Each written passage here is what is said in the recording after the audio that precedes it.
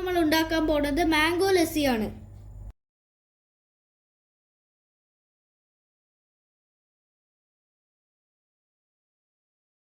Mango നന്നായിട്ട് cut ചെയ്തെടുക്കണം. കുറച്ച് തൈര് ചേർക്കണം. അതിലേക്ക് നമുക്കൊരു ഏലക്ക വേണം.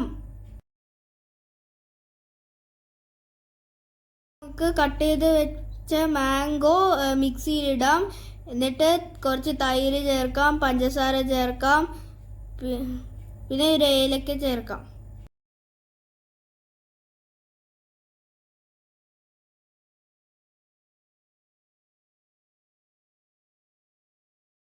കുറച്ച് വെള്ളം കൂടെ ചേർത്ത് അടിച്ചെടുക്കാം. സ്വാദിഷ്ടമായിട്ടുള്ള ലസ്സി തയ്യാർ. നിങ്ങളും കൂടെ ചെയ്ത് നോക്കിയിട്ട് എനിക്ക് കമന്റ് അയക്കണേ.